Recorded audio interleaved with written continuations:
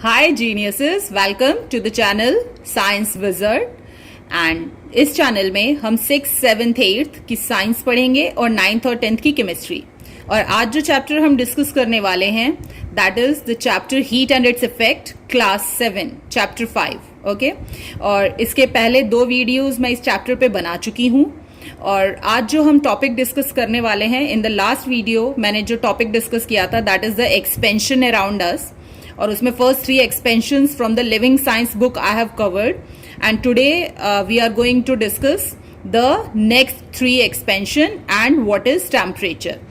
So expansion, as you all know, expansion means increase in the volume, और जब भी किसी चीज को हीट किया जाती है तो वो एक्सपैंड होता है। Okay, so the 4th expansion in our daily life is the railway track over which the train runs are made up of iron, and during the summer the iron expands। ठीक है, summer के time क्या होता है, जो आपका railway track है क्योंकि वो आयरन से बना हुआ है and that is a solid, और आपने पढ़ा है कि जब भी किसी सॉलिड सब्सटेंस को हीट करते हैं तो वो एक्सपैंड होता है।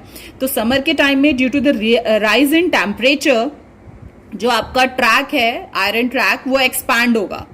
And to allow this expansion, the space has been left between the 2 sections of the railway track. So as you can see in the figure, ये 2 railway tracks हैं, ठीक है, और यहाँ पर there is a gap between the 2 railway tracks, और ये इसीलिए छोड़ा जाता है ताकि समर के टाइम में, क्योंकि ये जब एक्सपैंड करेंगे due to the increase in the heat, okay, so expansion के लिए there must be a space. अगर सपोज कि अगर इन दोनों को बिल्कुल टच करवा के और रेलवे ट्रैक बना दिया जाए और कोई स्पेस ना छोड़ी जाए एक्सपेंशन के लिए, तो गर्मी के टाइम में क्या होगा कि जैसे ही अगर इन दोनों के बीच में कोई स्पेस नहीं है तो ये एक्सपैंड होंगे। Okay, for expansion they need space, expand होने के लिए उनको जगह चाहिए, क्योंकि कोई जगह नहीं है तो दे स्टार्ट बेंडिंग। ठीक है, वो बेंड होने लगेंगे रेलवे ट्रैक्स, और रेलवे ट्रैक्स के बेंड होने से दैट में cause an accident. So that's why space छोड़ी जाती है ताकि गर्मी के टाइम में वो इजिली एक्सपैंड हो सके। And if this is not done, the expansion of the tracks can cause them to bend and this can cause the serious accidents. Next one is, in a similar way, in the steel bridge, one end is made to rest on the roller. So as you can see in the diagram, this is the steel bridge.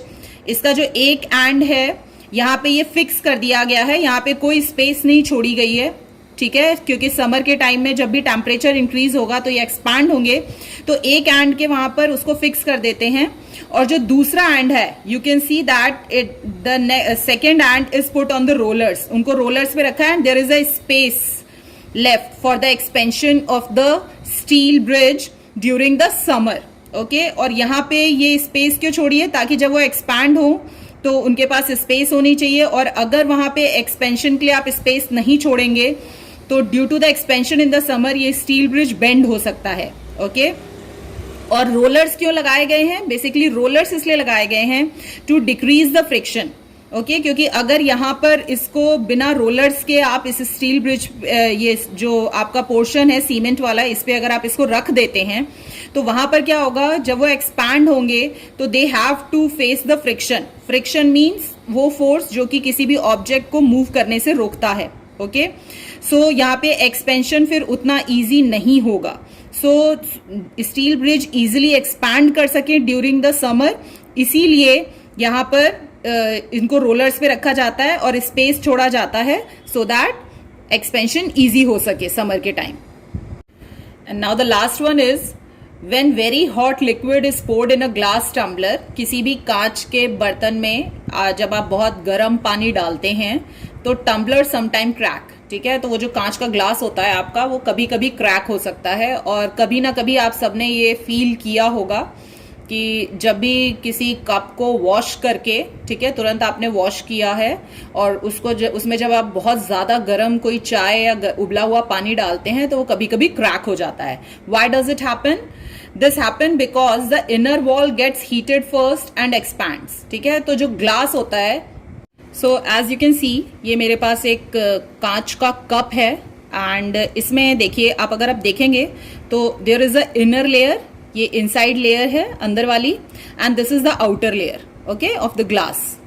तो जब भी मैं इसमें hot liquid डालती हूँ तो होता क्या है कि जब मैं इसके अंदर डालूंगी हॉट लिक्विड, तो ये जो इनर लेयर है, due to the excess heat ये एक्सपैंड करती है, ठीक है, और इसका एक्सपेंशन बहुत ज्यादा होता है, और जो आउटर लेयर है, ठीक है, उसका एक्सपेंशन कम होता है, क्योंकि ये ज्यादा एक्सपैंड कर रहा है, ये कम एक्सपैंड कर रहा है, तो उसके कारण क्या होता है कि देयर इज अ स्ट्रेन, ठीक है, स्ट्रेन डेवलप हो जाता है ऑन दिस ग्लास, और उसके कारण ये जो ग्लास है ये ब्रेक हो जाता है। स्ट्रेन का मतलब अगर मैं समझाऊं तो आपने कभी ना कभी रबर बैंड जो होती है उसको स्ट्रेच किया होगा, तो whenever you are stretching the rubber band, ठीक है, सो वहां पर you are putting the strain on the rubber band, okay, और जब आप उस पर स्ट्रेन अकर करता है ऑन द रबर बैंड, तो रबर बैंड आपकी ब्रेक हो जाती है। So similarly in the glass tumbler also, due to the high heat, जब हम उसमें कोई हॉट लिक्विड पोर करते हैं, तो जो अंदर वाली लेयर होती है ड्यू टू द हीट वो एक्सपैंड करती है, और जो आउटर लेयर होती है वो उतनी ज्यादा एक्सपैंड नहीं कर पाती जितनी अंदर वाली लेयर एक्सपैंड करती है, और इसके कारण स्ट्रेन कॉज होता है, and due to that strain the glass breaks down. Okay, but आजकल जो कांच के यूटेंसिल्स आते हैं, they are made up of a special kind of glass that is known as the Pyrex glass, ठीक है।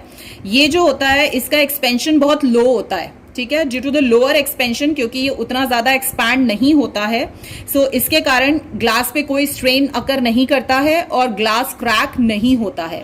तो वाटर जो आपके टैप में आता है वो थोड़ा ठंडा होता है as compare to the ice, जो कि बहुत ज्यादा ठंडा होता है। जब आप वाटर को हीट करते हैं, जैसे मम्मा जब आपको मिल्क गर्म करके देती हैं, तो that is the warm milk, ठीक है, बट उसी वाटर को जब चाय बनाई जाती है, तो जो चाय होती है, ठीक है ना, उसका जो टेम्परेचर होता है as compare to the milk which you drink, okay, that is very at high temperature, वहां पे चाय को उबाला जाता है, ओके। सो चाय जो जहां पे बॉईल हो रही है कोई भी चीज, तो वो बहुत हॉट होती है, ठीक है, और जहां पे किसी चीज को थोड़ा सा टेम्परेचर दिया जाता है, जिसको गुनगुना जो आप समझते हैं, गुनगुना means warm, okay. So the activity shows that the word cold, cool, warm and hot are the relative terms. Relative terms का मतलब होता है in relation to one another. Okay, so अगर मैं किसी चीज को बोल रही हूँ cold, तो I am comparing it with cool.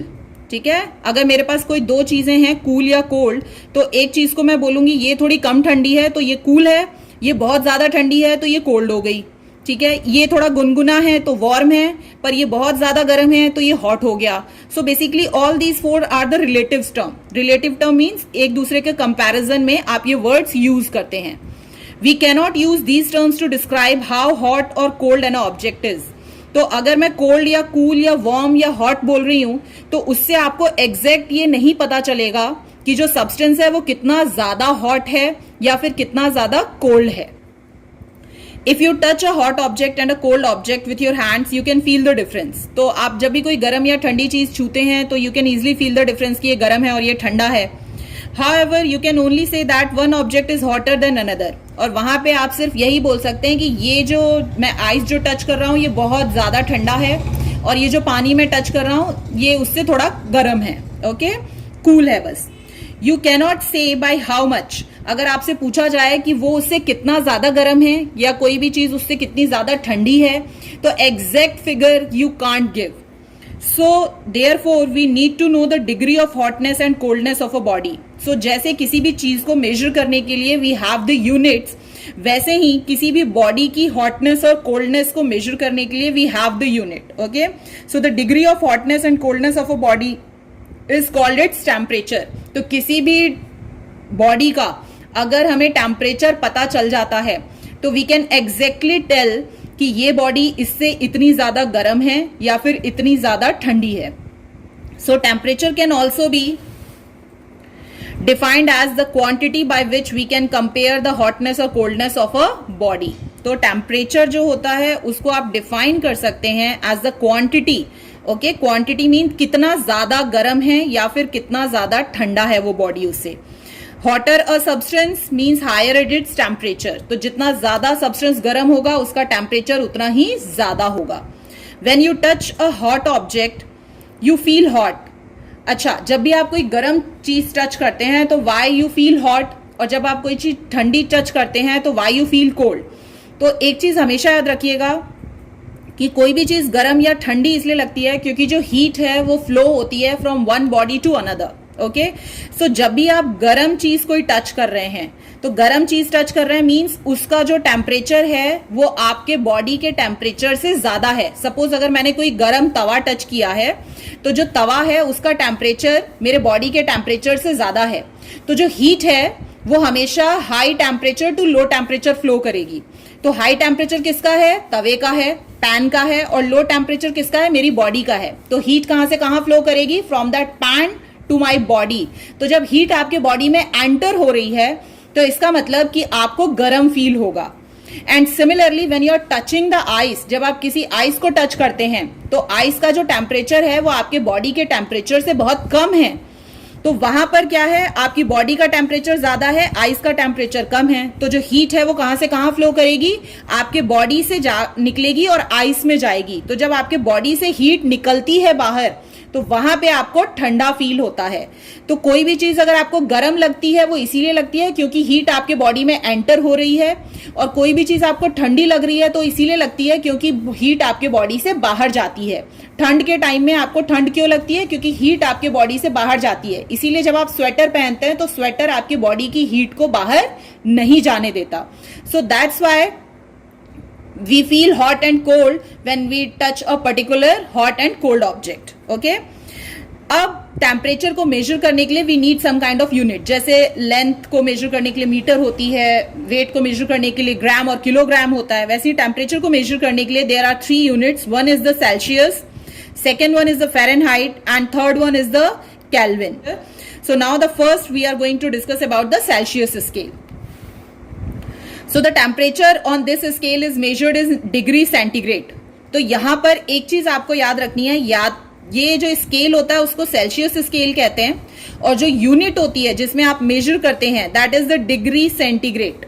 Okay, या तो आप सेल्सियस कहेंगे या फिर आप उसको डिग्री सेंटीग्रेड कहेंगे. ठीक है, read as a degree Celsius या फिर degree centigrade.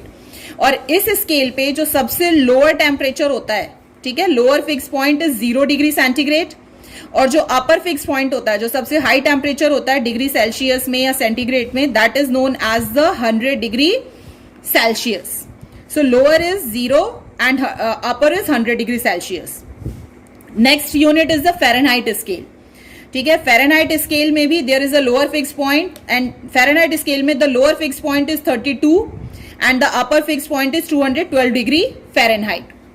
So as you can see in this figure, जैसा कि आप इस फिगर में देख सकते हैं, this thermometer, ओके, यहाँ पे ये सेल्सियस बता रहा है, और ये वाला थर्मोमीटर आपको जो टेम्परेचर बता रहा है that is in the Fahrenheit. तो अगर सेल्सियस स्केल पे आप मेजर करेंगे तो the lowest temperature is 0 and the highest temperature is the 100, and Fahrenheit में the lowest is 32 and the highest is 212 degree Fahrenheit. In our country and in most the countries, the Celsius scale is more commonly used. Temperature को measure करने के लिए ज्यादातर units जो use की जाती हैं हमारे देशों में या बाहर के देशों में, that is the Celsius scale. ये सबसे कॉमन स्केल है जिसपे टेम्परेचर को मेजर किया जाता है. Now we are going to convert from one scale to another. So already आपको पता है कि 0 degree Celsius is equal to 32 degree Fahrenheit. ऐसा क्यों है? क्योंकि डिग्री सेल्सियस का सबसे लोअर जो वैल्यू है that is 0, lower fix point, और फ़ारेनहाइट का जो सबसे लोअर फिक्स पॉइंट है दैट इज 32. ओके, तो इसका मतलब 0 डिग्री सेल्सियस इक्वल होता है 32 डिग्री फ़ारेनहाइट के. And similarly the higher fix point of a Celsius scale is 100 और फ़ारेनहाइट स्केल इज 212. तो 100 degree Celsius is equal to 212 degree Fahrenheit. ठीक है, so as you already know that 0 degree Celsius is equal to 32 degree Fahrenheit and 100 degree Celsius is equal to 212 degree Fahrenheit. Okay, so अगर interval निकालते हैं of the degree Celsius scale and the Fahrenheit scale, तो यहाँ पर 0 interval निकालने के लिए basically what you have to do, 0 से 100 के बीच में कितने इंटरवल होंगे? तो basically what I have to do, I have to subtract 100 minus 0. Okay, और सिमिलरली अगर फ़ारेनहाइट स्केल में मुझे इंटरवल्स निकालने हैं तो 212 minus 32. Okay, तो 100 minus 0 is 100 intervals and 212 minus 32 means 180 intervals होते हैं. तो इसका मतलब 100 intervals of degree Celsius is equal to 180 intervals of degree Fahrenheit scale. ठीक है. So now we are going to calculate the ratio. So the ratio of degree Celsius to degree Fahrenheit अगर हमें निकालना है तो because degree Celsius to degree Fahrenheit निकाल रहे हैं तो डिग्री सेल्सियस जो होगा that is at the numerator place and degree Fahrenheit जो होगा that is at the denominator place. ठीक है. सो 100 क्योंकि 100 इंटरवल्स थे डिग्री सेल्सियस के तो यहाँ लिखे हमने और डिग्री फ़ारेनहाइट के 180 इंटरवल्स थे तो 100:180 इज 5:9. 5:9 कैसे आया? जब आप इसको डिवाइड करते जाएंगे सिंपलेस्ट फॉर्म में कन्वर्ट करते जाएंगे तो 5:9 आ जाएगा. और ठीक उसी ढंग से अगर हम रेशियो निकालते हैं degree Fahrenheit to degree Celsius तो डिग्री फ़ारेनहाइट यहाँ पहले है तो यहाँ पे 180 आएगा क्योंकि डिग्री फ़ारेनहाइट के 180 इंटरवल्स हैं. इज टू डिग्री सेंटीग्रेड बाद में है तो it acts as a denominator. So 100 that is equal to 9/5. So the ratio of degree Celsius to degree Fahrenheit is 5:9 and the ratio of degree Fahrenheit to degree Celsius is 9:5. Now we are going to form the formula how we can convert the degree Celsius into degree Fahrenheit. So basically अब ये degree Celsius to degree Fahrenheit में जब आपको convert करना है तो this is the formula which you have to use. Okay, F is equal to 9/5 into C plus 32. So what is F here? F here is the Fahrenheit.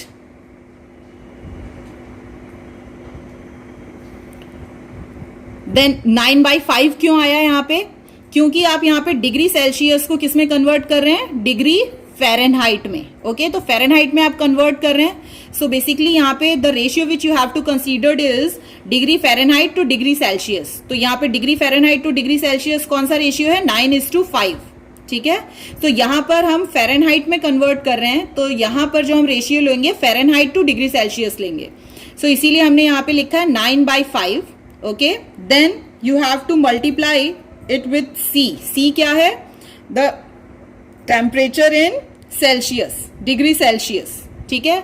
और plus हम कर रहे हैं 32. अब यहां पे प्लस 32 क्यों कर रहे हैं? क्योंकि आपको ऑलरेडी पता है कि 0 degree Celsius is equal to 32 degree Fahrenheit. ठीक है. तो यहां पे आप फ़ारेनहाइट में कन्वर्ट कर रहे हैं और टेम्परेचर किस में दिया हुआ है आपको? सेल्सियस में. तो 0 डिग्री सेल्सियस 32 डिग्री फ़ारेनहाइट के बराबर होता है तो that's why we are adding 32 in this formula. We have to convert the Fahrenheit into Celsius. ठीक है. तो सेल्सियस में हम कन्वर्ट कर रहे हैं तो degree Celsius to degree Fahrenheit वाला रेशियो कंसीडर करेंगे तो दैट इज 5/9. ओके. और यहां पर जो हमारा फ़ारेनहाइट में टेम्परेचर दिया हुआ है क्योंकि फ़ारेनहाइट का टेम्परेचर डिग्री सेल्सियस के लोअर टेम्परेचर से ज्यादा होता है तो हम उसको डिग्री सेल्सियस में कन्वर्ट कर रहे हैं.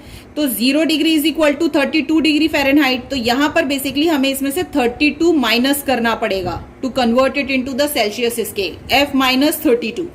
So this is the formula for the degree Celsius and this is the formula for converting into the degree Fahrenheit. तो ये दोनों फॉर्मूलाज आपको याद होने चाहिए.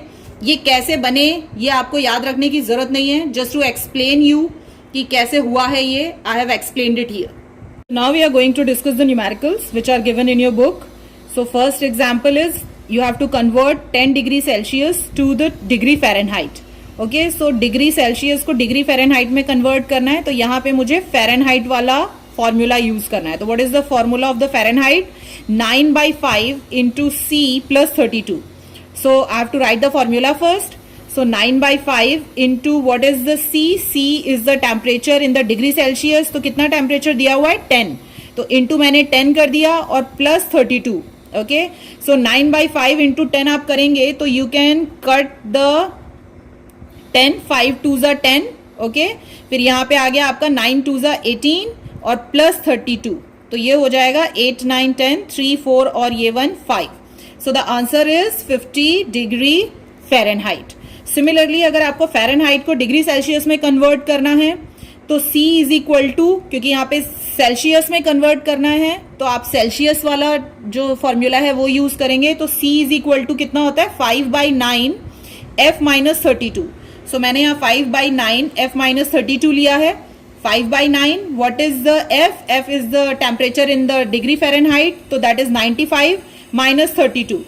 तो 95 माइनस 32 करेंगे तो 6 आ जाएगा. यहाँ 5/9 दिया हुआ है और जब आप इसको पूरे को सॉल्व करेंगे तो the answer will be 35 degree Celsius. Okay.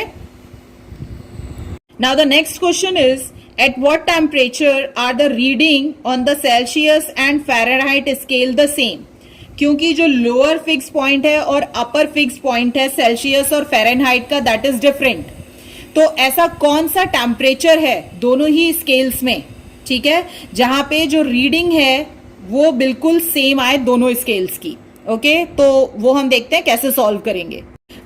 आपने मैथ्स में सीखा हुआ है कि जब भी आपको कोई चीज नहीं पता कि वो कितनी है, तो you have to assume it as a X. So मान लेते हैं कि वो जो कॉमन रीडिंग है दोनों स्केल्स की, that is x. Okay, so degree Celsius और डिग्री फ़ारेनहाइट में दोनों में सेम रीडिंग आने वाली है, सेम टेम्परेचर, तो C is equal to F is equal to x. ठीक है, so by using the formula C is equal to 5/9 F minus 32 and substituting X for C and F, क्योंकि C और F जो है that is equal to X, तो इस formula में C और F की जगह आपको X रखना है। और C और F की जगह X क्यों रखेंगे? क्योंकि हमने ये एज्यूम किया है कि X ही वो टेम्परेचर है जो कि कॉमन है दोनों का।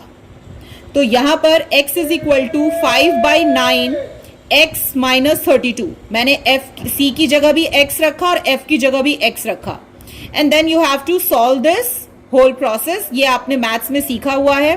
सो x is equal to, you have to open the bracket, तो 5/9 इंटू एक्स हो जाएगा, तो 5/9 into x minus 5/9 into 32। So यहां पर आपने ये जो 5/9 अपॉन एक्स है ये इधर प्लस में है, तो जब आप इसको लेफ्ट हैंड साइड में लाएंगे तो ये माइनस में आ जाएगा। तो x minus 5/9 upon x is equal to, ये माइनस का साइन ऑलरेडी है यहाँ पे, तो minus 5 into 32 upon 9। Now you have to solve it. तो जब आप इसको सॉल्व करेंगे तो बेसिकली यहाँ पे आपको इसको सॉल्व करने के लिए you have to take the LCM. Okay, तो यहाँ पर ये एलसीएम लेंगे जो कॉमन फैक्टर होता है, तो दैट इज 9। सो यहाँ पर 1 है, यहाँ पर 9 है। So what is the common factor? 9। तो 1 की टेबल में 9 कितनी बार आता है? 1 9s are 9, so we have to multiply it here, so 9x। और 9 की टेबल में 9 कितनी बार आता है? 1 time, so we have to multiply it here, so 5 into 1 is 5x. Okay, so 9 minus 5 is 4, so 4x upon 9 is equal to minus 5 upon 9 into 32. Okay, so 9 यहाँ division में है, यहाँ मल्टीप्लाई में चला जाएगा, तो 4x is equal to minus 5/9 into 32 into 9. so यहाँ पे 9 से 9 कट जाएगा, और यहाँ पे जो 4 है that is in the multiplication, तो इधर जाएगा तो वो डिवीजन में हो जाएगा। So x is equal to minus 5 into 32 upon 4, ये दोनों 2 से डिवाइड हो जाएंगे, तो यहाँ पे हम लिखेंगे 2, और यहाँ पर आ जाएगा 2 1s are 2 और 2 6s are 12। ठीक है, और ये आ जाएगा 2 8s are 16। ठीक है, and now we are going to multiply it, 5 8s are 40, so the answer is minus 40 degree Celsius is equal to minus 40 degree Fahrenheit. So now we are going to discuss measuring the temperature. So as all of you know that the solid, liquid and gases all expands on heating, और जितना ज़्यादा temperature होगा, जितना ज़्यादा वो substance गर्म होगा, expansion उतना ही ज़्यादा होगा। बट अगर हम सॉलिड्स की बात करें, क्योंकि सॉलिड्स बहुत डेंसर होते हैं, ओके, तो हीट करने से वो उतना ज़्यादा एक्सपैंड नहीं करते जितना लिक्विड एक्सपैंड करते हैं, और जो गैस है वो सबसे ज़्यादा एक्सपैंड करते हैं। तो बेसिकली यहाँ पर अगर आपको टेम्परेचर मेजर करना है, तो टेम्परेचर मेजर करने का एक ही तरीका है, आप ये मेजर कर लीजिए कि वो सब्सटेंस कितना एक्सपैंड कर रहा है, क्योंकि जितना ज़्यादा आप उसको हीट करेंगे उतना ही ज़्यादा एक्सपेंशन होगा, और जितना ज़्यादा एक्सपेंशन होगा मतलब उस बॉडी का टेम्परेचर उतना ही ज़्यादा है। सो सॉलिड कम एक्सपैंड करते हैं, गैस बहुत ज़्यादा एक्सपैंड करते हैं। So in order to measure the temperature of a particular substance, we can't use the solid substance or the gaseous substance, we have to use the liquid substance जो कि moderate expansion होता है जिनमें by heating. So basically in order to measure the temperature we usually measure the expansion in the liquid, okay, क्योंकि solids जो होते हैं बहुत कम expand करते हैं और gases बहुत ज़्यादा expand करते हैं। So जो instrument जो कि use किया जाता है to measure the temperature is called the thermometer, okay, और जो प्रिंसिपल यूज होता है to measure the temperature is कि उस सब्सटेंस को हीट करने से कितना ज़्यादा एक्सपेंशन होता है। तो लिक्विड जितना ज़्यादा एक्सपैंड होगा इसका मतलब टेम्परेचर उतना ज़्यादा है। नाउ द नेक्स्ट इज, दो तरह के थर्मोमीटर्स होते हैं. The first one we are going to discuss here is the laboratory thermometer. So आपको नाम से ही समझ में आ रहा होगा, लेबोरेटरी थर्मोमीटर्स मतलब जो कि लैब्स में यूज किए जाते हैं. So the thermometers available in the laboratory consist of a long, thin, uniform glass tube sealed at one end and with the bulb filled with a liquid at the other end. And the most commonly used liquid is the mercury, and a shining thread of mercury can be seen from outside the thermometer. So let me show you. As you can see, ठीक है, इस figure को मैं इसलिए दिखा रही हूँ because this is not the laboratory thermometer basically, but this is known as the bulb. ठीक है, ये बल्ब होता है. आपने देखा होगा जब भी टेम्परेचर को मेजर करना होता है तो बेसिकली इस बल्ब को पूरी तरीके से वहां पे डिप करना पड़ता है, या फिर जब भी आप टेम्परेचर मेजर करते हैं तो ये बल्ब जो होता है ये पूरा का पूरा आपका आर्म पिट के अंदर होना चाहिए या फिर टंग के नीचे रखा जाता है, क्योंकि ये जो बल्ब है that is connected to this centre part. Okay, और यहाँ पे बीच में आप देख सकते हैं ये जो सिल्वर कलर का फ्लूइड भरा हुआ है, this is the mercury. Basically यही एक्सपैंड होता है तो आपके बॉडी का टेम्परेचर मेजर किया जाता है या किसी भी सब्सटेंस का टेम्परेचर मेजर किया जाता है. ओके, सो यहाँ पे in the centre there is a tube which is filled with the mercury, और इसी के एक्सपेंशन से मेजर किया जाता है टेम्परेचर. एंड ये जो बाहर का सब्सटेंस होता है this is of the glass. तो एक एंड पे बल्ब होता है जो कि मर्क्यूरी को एक्सपैंड करता है by increase in the temperature, क्योंकि उसी में मर्क्यूरी फिल्ड होती है. Okay, and you major the temperature. तो जैसे ही टेम्परेचर राइज होता है तो जो मर्क्यूरी होता है बल्ब में वो एक्सपैंड करता है और राइज करता है उस थिन ट्यूब में जो कि अभी मैंने आपको सेंटर में दिखाई, और उसी को कहा जाता है stem of the thermometer. Okay, जिसमें मर्क्यूरी एक्सपैंड होता है. और जो स्टेम है उसमें मार्किंग होती है बेसिकली डिग्री सेल्सियस और डिग्री फ़ारेनहाइट की, क्योंकि टेम्परेचर को दोनों में मेजर किया जा सकता है. और जितना ज़्यादा वो लिक्विड एक्सपैंड होता है उसका लेवल मर्क्यूरी का उतना बढ़ता जाता है. एंड थ्रू दीज लेवल्स जो कि मार्क्ड होते हैं in the thermometer degree Celsius और degree Fahrenheit, you can easily check the temperature of a particular body. So as you can see यहाँ पे बहुत छोटा लिखा हुआ है, this is the C and this is written F. तो ये जो नीचे वाले इंटरवल्स हैं ये बेसिकली आपको टेम्परेचर दिखाते हैं डिग्री सेल्सियस, और जो ये F लिखा है ये ऊपर वाले इंटरवल्स हैं ये आपको टेम्परेचर दिखाते हैं इन द डिग्री फ़ारेनहाइट. तो लिक्विड जो है वो एक्सपैंड होता है इन दिस स्टेम, और इस स्टेम्स के वहां पर there is a marking in Celsius and degree Fahrenheit, जिससे कि आप बॉडी का एग्जैक्ट टेम्परेचर मेजर कर सकते हैं. Very important thing which you have to keep in mind is that the commonly used laboratory thermometers have the range from -10. Okay, तो वहाँ पे जो रेंजिंग होती है वो होती है -10 डिग्री सेल्सियस से शुरू होती है. Maximum temperature which you can measure in the laboratory thermometer is 110 degree Celsius. ठीक है, जो बिगर मार्क्स होते हैं normally read the 1 degree Celsius. As you can see in the diagram these are the bigger marks. ये दिख रहे हैं आपको बड़े बड़े से मार्क्स, एक जगह 5, 6, 7, 8, ये बिगर मार्क्स हैं. ठीक है, तो इन दोनों के बीच में जो टेम्परेचर ये जो इंटरवल है this is known as this interval, यहां से यहां तक इसको 1 डिग्री सेल्सियस मेजर किया जाता है. And if there are 5 divisions between the bigger marks, okay, तो suppose you can see that ये जो बिगर मार्क्स हैं इनको as a 1 degree Celsius consider किया जाता है. इनके बीच में भी छोटे छोटे से मार्क्स हैं. ठीक है, तो ये 5 होते हैं इन द लेबोरेटरी थर्मोमीटर. सो अगर आप ये बड़े वाले यहाँ पे ये बिगर मार्क हैं ये 1 डिग्री सेल्सियस हैं, इसके बीच में अगर 5 हैं, तो अगर आप इसको एज अ 1 कंसीडर कर रहे हैं तो देयर आर 5 डिविजन्स. तो 1/5 जब आप निकालेंगे तो इट विल कम 0.2. तो जो एक ये पोर्शन होता है this measures 0.2 degree Celsius. Okay, अब now what are the precautions which you have to take care while measuring the temperature in laboratory. The first one is thermometer should be washed before and after the use, and इसीलिए किया जाता है ताकि आपको exact temperature मिल पाए किसी भी particular substance का.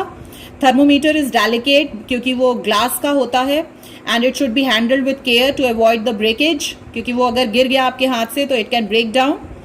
It should not be held by the bulb while the reading reading the temperature, तो जब भी आपको टेम्परेचर मेजर करना है and if you are holding the thermometer from the bulb which I have shown you, तो जैसे ही आप bulb की तरफ से होल्ड करेंगे तो वो टेम्परेचर जो है वो अपने आप इंक्रीज करने लगेगा, क्योंकि आपकी बॉडी का भी एक कोई टेम्परेचर होता है। तो एग्जैक्टली आपको फिर पर्टिकुलर टेम्परेचर, एग्जैक्ट टेम्परेचर किसी भी बॉडी का नहीं मिलेगा। तो हमेशा थर्मोमीटर जो होता है, जो एक एंड पे बल्ब होता है और जो दूसरा एंड होता है, आपको वहां से होल्ड करना चाहिए। It should be kept upright and not tilted. तो जैसा आप देख सकते हैं इन द फिगर, यहाँ पर जब ये टेम्परेचर मेजर कर रहा है तो इसने बिल्कुल सीधा पकड़ा हुआ है। ओके, इसको टिल्ट करके नहीं रखना है आपको, बिकॉज एग्जैक्ट टेम्परेचर नहीं मिल पाएगा आपको। Bulb should be completely surrounded by the substance whose temperature is being measured, क्योंकि ये जो बल्ब है ओके, इसके थ्रू ही हीट एंटर करता है इन द थर्मोमीटर, और उसके कारण ही जो स्टेम में आपका मर्क्यूरी है वो एक्सपैंड करता है। तो वो जो बल्ब है, जिस भी सब्सटेंस का आपको टेम्परेचर मेजर करना है, बल्ब जो है वो पूरा उसके अंदर इमर्स्ड होना चाहिए, डूबा हुआ होना चाहिए, then only you will get the exact temperature of the body. और दूसरी चीज कि वो किसी भी जो जैसे ग्लास है, ओके, ग्लास के अंदर वाटर है and you are measuring the temperature of water, तो ना ही तो नीचे की तरफ उसका बल्ब टच होना चाहिए ग्लास में और ना ही साइड्स पे, because you are not going to get the exact temperature फिर वहां पे। तो you have to only immerse the bulb in the particular substance, जो उस सब्सटेंस के पूरे टच में होना चाहिए बल्ब, और किसी चीज में उसको टच नहीं होना चाहिए, क्योंकि उसका टेम्परेचर भी फिर मेजर हो जाएगा आपके थर्मोमीटर में। And while reading the thermometer, the level of the mercury should be at the same level as the eye. And when you are reading the thermometer, तो हमेशा आपको बिल्कुल आंखों के सामने रखना है, ओके, ऊपर या नीचे नहीं रखना, because you are not going to read the exact temperature in the thermometer. The next one is the clinical thermometer. Okay, clinical means जो कि hospitals और घरों में use किया जाता है to measure the body temperature basically. So to check the body temperature, the thermometer is placed in your mouth or in your armpit. तो अगर आपसे पूछा जाता है कि कौन सा thermometer है which is used to measure the body temperature, तो the answer will be the clinical thermometer. और कभी भी body temperature को measure करने के लिए जो thermometer है वो या तो आपके mouth में रखा जाता है below the tongue, या फिर आपके आर्म पिट में रखा जाता है, ठीक है। And the temperature record in the laboratory thermometer will fall as soon as it is taken out of your mouth. तो अगर आप लेबोरेटरी थर्मोमीटर से अपने बॉडी का टेम्परेचर मेजर करते हैं, तो जैसे ही आप थर्मोमीटर को अपने बॉडी से निकालेंगे, ओके, आफ्टर द 2 मिनट्स, जितना टाइम आपके बॉडी की टेम्परेचर को रिकॉर्ड करने में लगता है, तो क्योंकि जब तक वो आपके बॉडी में रहेगा तब तक तो वो मर्क्यूरी लेवल राइज करता रहेगा, but as and when you move out from your body, तो जो मर्क्यूरी का लेवल है वो फिर डाउन होने लगेगा। तो basically you are not going to get the exact temperature of your body. So इसीलिए to get the correct reading of your body temperature we have to use the clinical thermometer. तो clinical thermometer में ऐसा क्या होता है, in the clinical thermometer has the slight bend और the kink in the stem. तो stem क्या होता है, stem is the portion in which the liquid, the mercury is filled.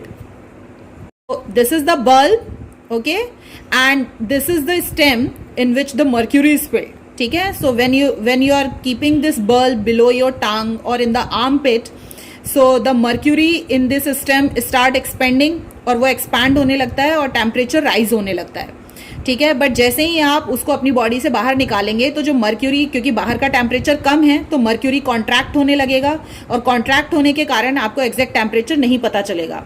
But clinical thermometer में क्या होता है, as you can see there is a bend in the stem. ये जो स्टेम है, यहाँ पे एक बेंड है जो कि लेबोरेटरी थर्मोमीटर में नहीं होता है, and this bend is known as kink.